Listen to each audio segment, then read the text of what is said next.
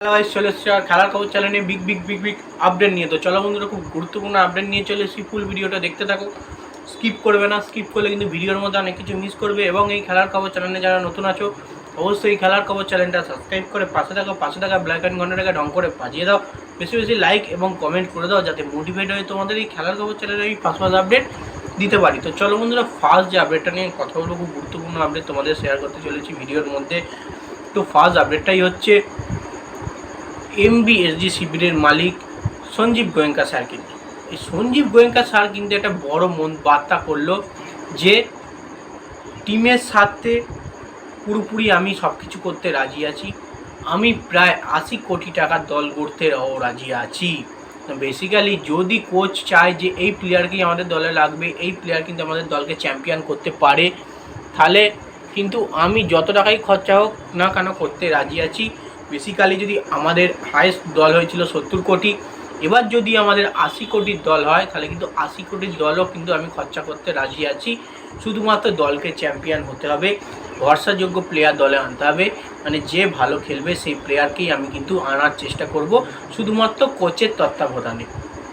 তিনি কিন্তু বলেই দিলেন, মানে বড় মনের কথা বললেন যে মোহনবাগানের জন্য আমি খরচা করতে রাজি আছি এবং 80 কোটি টাকাও কিন্তু খরচা করতে রাজি আছি, 80 কোটি দল করতে রাজি আছি।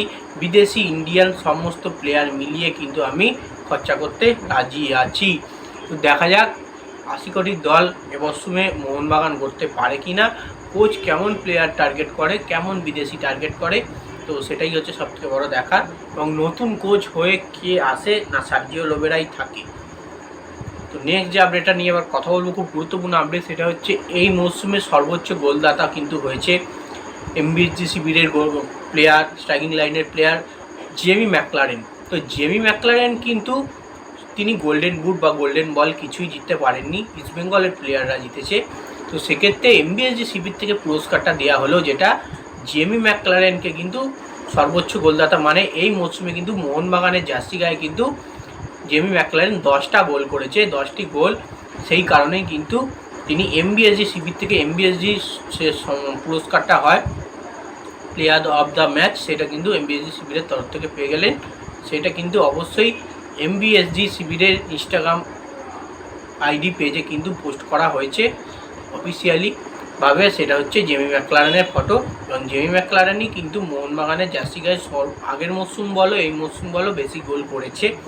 আশা রাখছিলাম যদি এই মরশুম ডুয়েল মরশুম হতো, মানে 6 মাসের লিগ হতো, তাহলে কিন্তু যে ম্যাকলারের তরফ থেকে আরও 10টি হয়তো গোল আমরা দেখতে পেতাম এবং 20টা গোলেই পৌঁছে যেত জেমি ম্যাকলারেন, আশা রাখছি। যাই হোক, এবার নেক্সট যে আপডেটটা নিয়ে কথা বলবো, খুব গুরুত্বপূর্ণ আপডেট, সেটা হচ্ছে একটা চমক কিন্তু আসছে। মোহনবাগান ম্যানেজমেন্ট কিন্তু একটা দুর্দান্ত বিদেশি প্লেয়ার, কিন্তু অ্যাটাকিং মিডফিল্ডের প্লেয়ার কিন্তু তিনি টার্গেট করেছে।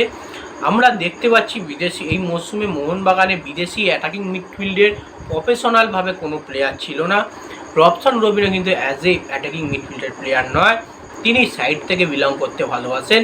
তো সেক্ষেত্রে এই নাম্বার 9 অ্যাটাকিং মিডফিল্ডের প্লেয়ার অবশ্যই বিদেশি দরকার ছিল, যেটা আপিয়াল আলতে বা সাহাল আব্দুল সামাদ যে কোনো সময় সামলাচ্ছিল। সেটা কোনো রকমই একটা ইন্ডিয়ান প্লেয়ারের ওপর প্রচুর পরিমাণে চাপ পড়ে যাচ্ছিল। তার সঙ্গে কিন্তু একটা প্রফেশনাল বিদেশি প্লেয়ার অবশ্যই দরকার ছিল। সেই বিদেশি প্লেয়ারটাকেই কিন্তু এবার টার্গেট করছে মোহনবাগান ম্যানেজমেন্ট। এবং কে এই বিদেশি প্লেয়ার হচ্ছে সেটা কিন্তু এখনও পর্যন্ত অফিসিয়ালিভাবে নাম এবং ফেস রিভিল করা হচ্ছে না বা হয়নি। তো আস্তে আস্তে কিন্তু ফেস এবং নাম রিভিল হবে যখন কলকাতা লিগ চালু হয়ে যাবে। মোহনবাগান ছোটদের দল যখন পুরোপুরি করে ফেলবে এবং বড়দের দল করা কিন্তু তখন শুরু করে দেবে নেক্সট সিজনের জন্যে। তো তখনই কিন্তু আমরা জানতে পারবো মোহনবাগান শিবিরে মিডফিল্ডে, অ্যাটাকিং মিডফিল্ডে কোন বিদেশি প্লেয়ার দলে আনছে। তো এবার নেক্সট যে আপডেটটা নিয়ে কথা বলবো, খুব গুরুত্বপূর্ণ আপডেট, লাস্ট এবং যে আপডেটটা, সেটা হচ্ছে ইন্ডিয়া টিমের কোচ খালিদ জামিল কিন্তু একটু হলেও চিন্তায়। আমি কিন্তু লিখেছি চিন্তায় খালিদ। চিন্তা বলা হচ্ছে রায়ন উইলিয়ামসকে কিন্তু 3 নম্বর ম্যাচে, মানে জিম্বাবুয়ে ম্যাচে কিন্তু পাবে না ভারতীয় দলের কোচ খালিদ জামিল।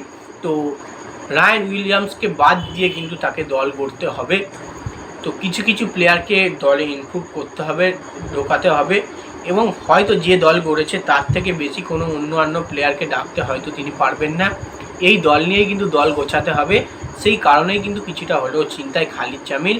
তো আশা রাখছি খালিদ জামিল নেক্সট টাইমে দ্বিতীয় নম্বর ম্যাচটা কিন্তু ভালো ফলাফল করবে এবং দলকে জেতানোর চেষ্টা করবে। তো যাই হোক, এই আপডেট ছিল। ভিডিওটা যদি ভালো লেগে থাকে লাইক কমেন্ট শেয়ার সাবস্ক্রাইব করে পাশে থাকে। চলো বন্ধুরা, বাই, আবার নেক্সট ভিডিও দেখা হচ্ছে।